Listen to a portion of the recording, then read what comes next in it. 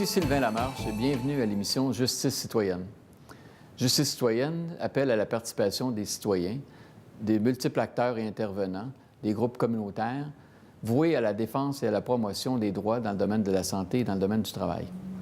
Aujourd'hui, à l'émission, nous allons traiter de l'accès aux services de santé et aux services sociaux, ainsi qu'aux dossiers médicaux. La pratique de la médecine et les services de santé et services sociaux s'inscrivent dans un cadre devenu fort complexe, composé de multiples lois, codes et règlements. Entre autres, on a le droit du choix du médecin traitant, l'accessibilité aux soins de santé, le suivi médical, l'accès aux dossiers médicaux, demeurent fondamentales dans l'application de la loi sur les services de santé et les services sociaux. Rappelons que la loi sur les services de santé et les services sociaux prescrit que toute personne dont la vie ou l'intégrité est en danger a le droit de recevoir les soins que requiert son état. Il incombe donc à tout établissement, lorsque lui est en est fait, de voir à ce que soient fournis des soins, ainsi que le suivi de ces soins. Le dossier médical constitue donc une source importante de renseignements et de communication entre les professionnels de la santé et les organismes chargés d'assurer la continuité des soins. Il apparaît donc essentiel que le patient puisse en connaître la teneur et de s'assurer de l'exactitude de ces données.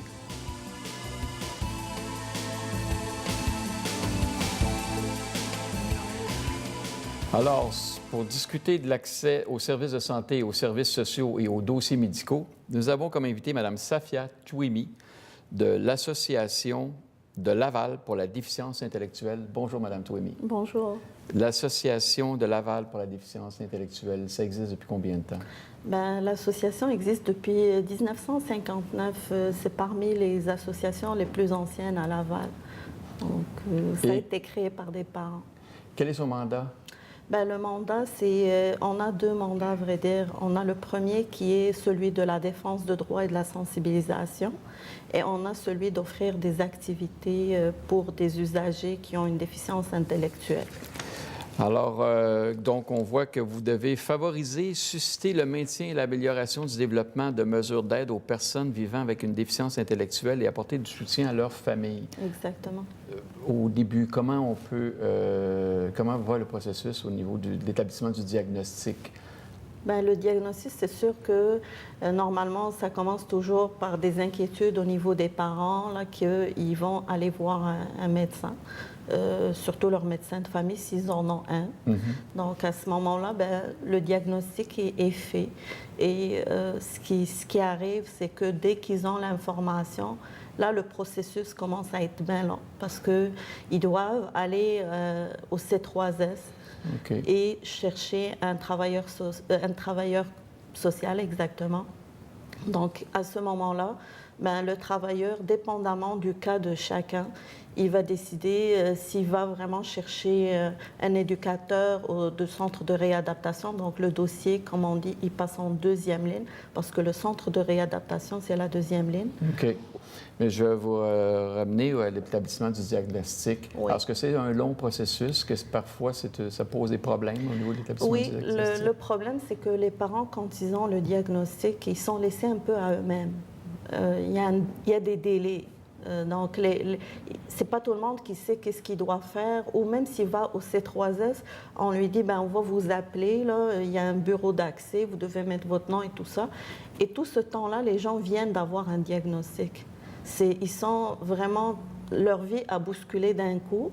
Donc, pour ces parents-là, ils ne savent pas c'est quoi ce monde de déficience intellectuelle, surtout que c'est un état, ce n'est pas une maladie. Donc, ils vont garder cet enfant avec la déficience toute leur vie. Est-ce que plusieurs parents vont consulter de façon régulière ou suffisamment longtemps avant qu'on puisse cerner finalement la problématique, le problème qu'il vit au niveau du diagnostic de déficience? Est-ce qu'on peut avoir des problèmes de diagnostic au niveau de la déficience? Ça dépend de chacun. Il y a des personnes que c'est sûr que le diagnostic est plus facile parce qu'on voit vraiment, on fait des tests et puis on trouve bien sûr que c'est une personne qui vit avec une déficience. Et on a d'autres surtout qui ont une déficience légère. Là, à ce moment-là, c'est plus difficile parce que là, on doit vraiment ramasser beaucoup de comportements, voir beaucoup faire des remarques que ce n'est pas tous les parents qui ont tendance à dire ben notre enfant, il a quelque chose qui ne va pas. Donc, ça peut un peu prendre On des présume délais. que le système d'éducation aussi à l'école, il y a des éléments qui peuvent permettre aussi d'aider au niveau du diagnostic ou des consultations médicales pour déceler la déficience intellectuelle? C'est surtout les professeurs. Là. S'il y a un professeur ou à la garderie, parce que ça peut arriver même à partir de la garderie, s'il voit qu'il est un peu différent des autres enfants, on peut demander aux parents, par exemple, d'aller chercher de l'aide en allant voir un médecin. Mais il n'y a pas de diagnostic, par exemple, qui peut être fait au niveau de la commission scolaire. Donc, c'est bien important de savoir que la déficience intellectuelle n'est pas une maladie mentale. Pas du tout. Donc, il faudra éviter et s'assurer que les diagnostics qui sont posés au niveau de la déficience intellectuelle soient vraiment bien posés. Pour après ça, j'imagine, assurer le suivi auprès des bons organismes et des bons intervenants pour accompagner les personnes qui sont déficientes intellectuelles. C'est sûr qu'il y a une certaine même sensibilisation au niveau des parents et des proches des personnes qui vivent avec une déficience, parce qu'il y a un amalgame entre la déficience intellectuelle et la santé mentale. Et effectivement, c'est sûr qu'on doit accompagner ces personnes et leurs familles, parce que je dis que la famille, à ce moment-là, a besoin vraiment de beaucoup d'appui pour qu'ils puissent vivre avec la personne et ne pas avoir de problème à traiter les parents et leurs enfants. Merci.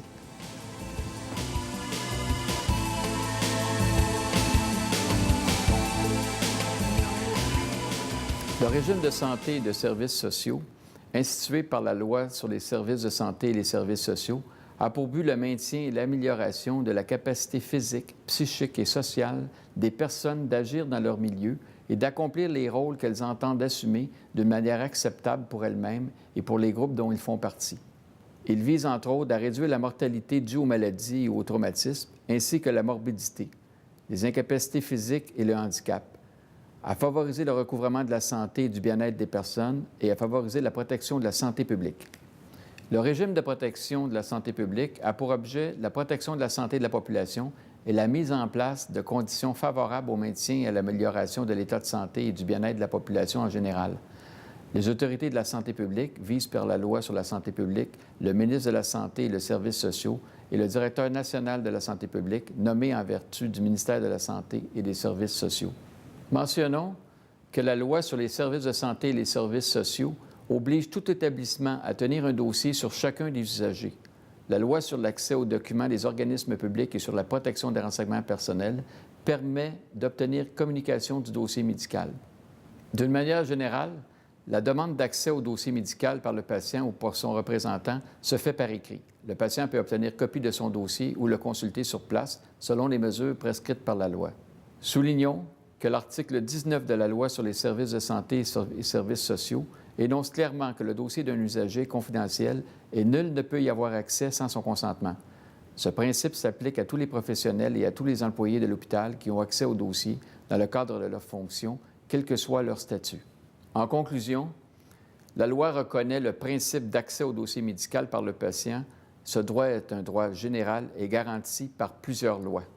Le Code civil du Québec, la loi sur les services de santé et les services sociaux, la loi sur l'accès aux documents des organismes publics et sur la protection des renseignements personnels, la loi sur la protection des renseignements personnels dans le secteur privé, la loi sur la santé et la sécurité du travail, le Code de déontologie des médecins. Par ailleurs, si le dossier est en cabinet privé de professionnels, il faut se référer à la loi sur la protection des renseignements personnels dans le secteur privé. La demande d'accès au dossier médical par le patient ou son représentant se fait par écrit. Le patient peut obtenir copie de son dossier ou le consulter sur place selon les mesures prescrites par la loi.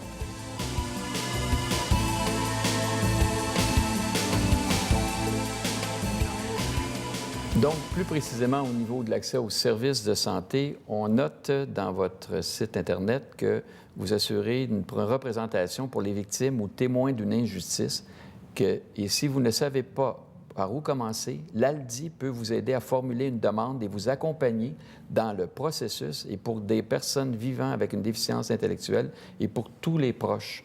Donc, l'ALDI, quelle représentation fait-elle pour assurer l'accès aux services sociaux et aux services de santé de sa clientèle? C'est sûr qu'on fait, il y a deux volets à l'ALDI. Il y a la défense collective et la défense individuelle. Donc, pour la défense individuelle, c'est sûr que c'est des personnes qui viennent qui ont des problèmes, qui ont eu une injustice, qui ont eu des problèmes avec des employeurs ou avec des personnes à l'extérieur de l'établissement, qu'à ce moment-là, nous, on est prêts à les aider puis les aiguiller des fois à d'autres places. Donc, ça dépend. La défense collective, on est affilié à plusieurs organismes qu'on fait de la défense pour des dossiers, des problématiques qui reviennent dans plusieurs régions, pour qu'on puisse vraiment changer des lois, faire reconnaître leur existence et leurs droits. C'est très important. C'est vraiment très rude comme combat parce qu'on est très, très loin encore. Si on va de façon plus précise au niveau de l'accès aux services de santé, aux services sociaux pour les déficients intellectuels, est-ce que présentement, vous vivez des problématiques particulières? Effectivement, on a des grands problèmes parce que les personnes qu'on a, il n'y a pas assez de travailleurs sociaux et pas assez d'éducateurs. Donc, le temps d'attente pour avoir surtout un éducateur du centre de réadaptation peut être très lent. Et au cas où, c'est ça, avec la réorganisation, il y a eu beaucoup de changements d'éducateurs. Le temps de retrouver un éducateur, des fois, ça peut être 6 mois à 1 an quasiment, où les gens tombent, comme on dit, entre deux chaises et ils sont laissés à eux-mêmes. Donc, les gens qui sont chez eux, à domicile, ou qui n'ont pas nécessairement font pas appel à vos ressources, peuvent attendre, après l'établissement d'un diagnostic, un appel téléphonique qui ne vient pas. Et à ce moment-là, ça occasionne quoi comme problématique pour le suivi du déficient intellectuel? Mais c'est sûr que si on prend, par exemple, pour les enfants, c'est toute la stimulation précoce qui donne de très bons résultats. Donc, si plus le dossier n'est pas traité, plus que le jeune ou l'enfant, il reste sans stimulation, ce qui engendre des retards. Okay. Donc, ça, c'est le premier problème. Au niveau de la réadaptation Exactement. intellectuelle dès le départ pour les enfants. Oui. Et maintenant, au niveau de la réinsertion sociale pour les adultes? C'est sûr que nous, on a fait l'expérience avec des personnes qui venaient au centre de jour, qui avaient une déficience intellectuelle. Et il y avait des fois des décisions, que ce soit d'un parent ou pour n'importe quelle raison, qui sont retirées l'année d'après. Quand ils font revenir ces jeunes-là, ils se sentent vraiment dégradés. Donc, on voit vraiment que le manque... Oui, ils reviennent en arrière. Parce que les personnes qui vivent avec une déficience intellectuelle, ils ont une possibilité d'apprentissage. Mais à un certain moment, ils arrivent au maximum, il faut les maintenir parce que sinon, ils perdent leurs acquis. Est-ce que les communications entre les différents intervenants, système de santé, système des services sociaux, j'imagine que ça passe par le dossier médical. Est-ce que vous aidez les gens à avoir accès à leur dossier médical, finalement, pour s'assurer qu'il n'y a pas de problématiques majeures au niveau de l'identification du diagnostic, exemple, ou de s'assurer qu'on l'a orienté vers la bonne ressource? Oui. En fait, nous, c'est sûr qu'on accompagne surtout les parents parce que c'est sûr que notre réalité, c'est le parent, sinon, c'est le curateur. Donc, on se retrouve avec des responsables de résidence où la personne reste dans cette résidence. Donc, on les accompagne pour vraiment avoir leur dossier et pouvoir continuer à faire les démarches parce que sinon, de toute façon, ils ne peuvent pas aller plus loin que ce qu'on leur offre. Il n'y a pas une autre alternative. OK. Et bien entendu, les déficients intellectuels peuvent aussi être malades, finalement, de d'autres maladies. Donc, est-ce que ça pose des problématiques particulières pour s'assurer qu'ils sont bien traités, étant donné que c'est une population plus vulnérables, ce sont des citoyens, des concitoyens beaucoup plus vulnérables que la majorité? C'est sûr que malheureusement, on a eu plusieurs cas que la maladie était très avancé avant qu'on puisse déposer un diagnostic, parce qu'on se dit, la personne, soit elle ne parle pas, soit c'est une non-verbale. Donc, elle va jamais... C'est rare qu'eux, ils vont dire qu'ils ont mal. Donc, il faut vraiment que quelqu'un soit à l'écoute de la personne. Donc, on s'est retrouvé avec des diagnostics qui se sont posés comme malheureusement trop tard ou qui ont donné même des décès. Et le diagnostic, c'est malheureux.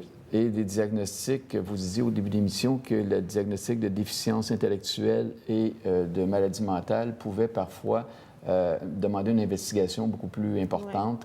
Et à ce moment-là, est-ce que vous aidez les parents ou les proches, les aidants naturels, à s'assurer qu'au niveau des services de santé, des services sociaux, l'établissement en premier lieu du diagnostic se fasse de façon rapide? C'est sûr que ça, comme je vous ai dit, c'est dans la défense individuelle. La personne doit venir nous voir.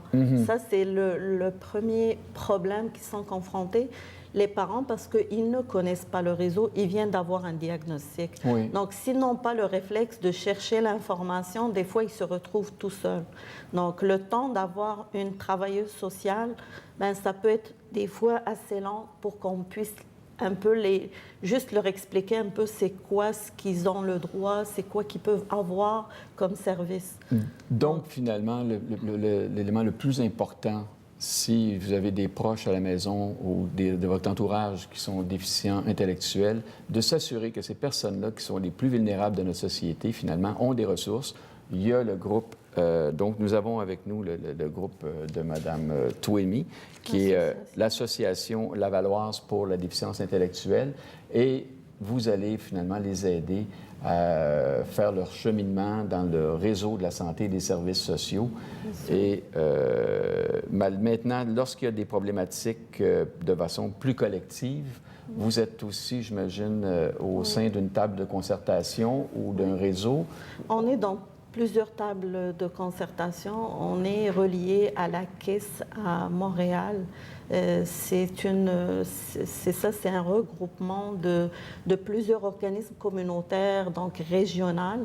Donc, on peut avoir l'information là-bas, toutes les lois, toutes les informations privilégiées, on va les chercher là-bas. On a la présidente de l'association siège au sein du conseil d'administration de la Caisse et nous ramène toujours des informations par rapport aux nouveautés, par rapport aux projets qui se sont ouverts comme dans diverses places. C'est très intéressant. Maintenant, au niveau, là, on sait qu'on vient de vivre la perte, fermeture des agences de santé et services sociaux. Comment ça touche davantage votre organisme? Bien, nous, ce qui nous touche, c'est qu'on ne sait pas où est-ce qu'on va. On avait des références, on avait l'agence pour qui on se réfère. Là, actuellement, bien, il y a une réorganisation, donc l'agence n'existe plus. Le centre de réadaptation va être absorbé par le CIS. Donc là, on va avoir affaire avec le CIS, mais il n'y a aucun éclaircissement actuellement. C'est qui les personnes références? Au niveau du financement, ils nous ont envoyé une lettre du ministère. On ne sait pas vraiment où est-ce qu'on s'en va. C'est une période d'incertitude pour les organismes communautaires. Donc, en plus d'assurer le bon service d'accompagnement pour les personnes les plus vulnérables de notre société, vous êtes confronté à une problématique administrative qui demande beaucoup d'énergie auprès de vos ressources, auprès de vos intervenants et malheureusement, possiblement, plus d'impact sur la clientèle que vous devez servir. Oui, c'est sûr que les groupes communautaires sont assez vulnérables depuis très longtemps. La reconnaissance tarde à venir parce que même au financement, on n'a même pas le seuil plancher. Et ça, c'est une problématique qui date de longtemps. Actuellement, la nouveauté, c'est qu'on ne sait pas, c'est sûr qu'on sait qu'on ne va pas avoir d'augmentation, on va stagner et ça fait que malheureusement, bien, les besoins sont émergents. Donc, de plus en plus, on a de besoins et les financements stagnent.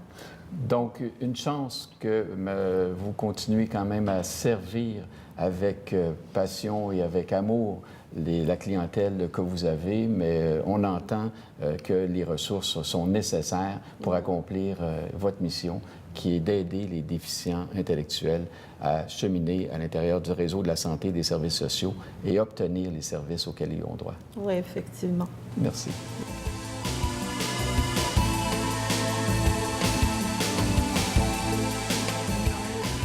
la question qui revient le plus souvent pour les proches aidants pour finalement que les personnes déficientes intellectuelles aient droit aux services de santé, services sociaux et accès à leur dossier médical? Ben, c'est sûr que les questions des parents, ils ont vraiment besoin d'appui. Ils ont besoin de savoir qu'ils ont des droits. Et ça, c'est sûr qu'ils sont confrontés dans le système à des blocages, à des, à des délais. Actuellement, le grand problème quand ils font des plaintes, c'est qu'ils sont confrontés à une certaine peur de représailles. Parce que la personne à qui on dépose la plainte, c'est le commissaire aux plaintes du centre qui est rattaché au conseil d'administration du centre de réadaptation. Donc, les gens... Donc, vous dites que le commissaire aux plaintes est rattaché au conseil d'administration? Oui, donc il relève du conseil d'administration. Donc les personnes, ben, ils ont peur de perdre après leurs acquis ou d'avoir des représailles. C'est ça que ça bloque un peu le processus. Il y a beaucoup de gens qu'au milieu d'une plainte, ils vont retirer leur plainte. Et quelle est la solution que vous suggérez ou les discussions que vous avez eues à cet effet? C'est sûr qu'on espère là, c'est sûr qu'on espère avoir une personne qui est neutre, à qui on pourrait faire nos plaintes sans que les citoyens qui ont une déficience intellectuelle ressentent cette possibilité de représailles. Donc une personne qui est vraiment en dehors du système du centre de réadaptation ou du CIS actuellement. Donc, ils sont déjà des personnes qui sont déjà vulnérables, déjà des personnes qui demandent d'être accompagnées pour obtenir les services auxquels ils ont droit. Et dans leur recours, ils éprouvent une certaine problématique au niveau de l'identité de la personne qui va décider de la plainte, mais qui est en même temps peut porter un double chapeau. C'est ça que j'entends. Exactement. Et vous voudriez que des solutions soient apportées à ce problème-là afin de s'assurer que les déficients intellectuels puissent avoir au moins des recours pour s'assurer de leurs droits en matière de santé, services de santé et services sociaux. Effectivement. Alors, continuez à faire votre bon travail d'accompagnement et votre message a sûrement été entendu. Merci beaucoup. Merci.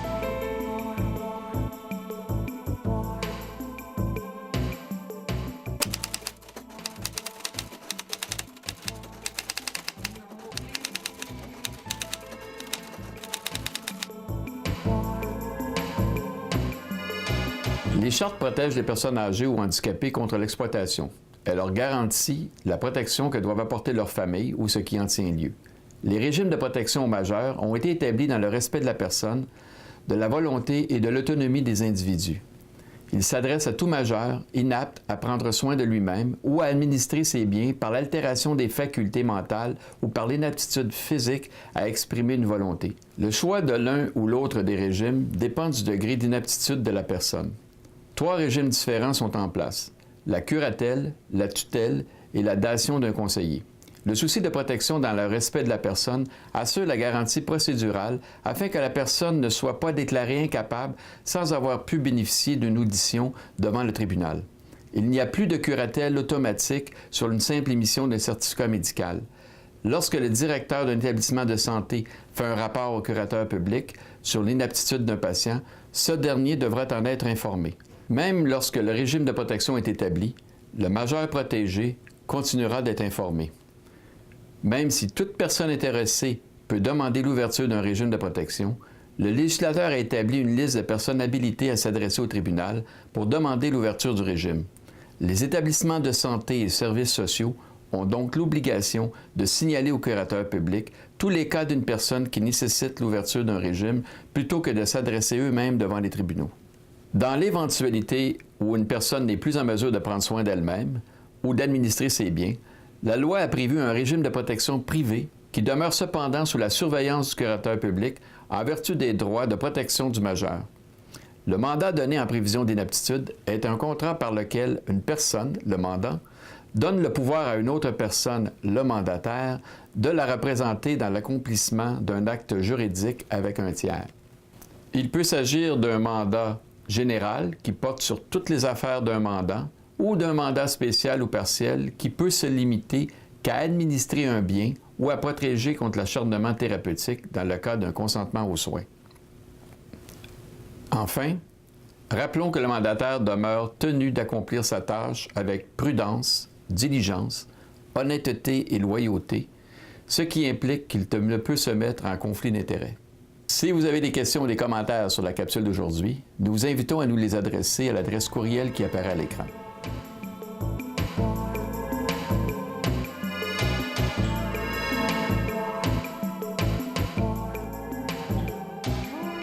Vous venez de participer à une autre émission de Justice citoyenne. L'émission d'aujourd'hui portait sur les services de santé, services sociaux et l'accès aux dossiers médicaux.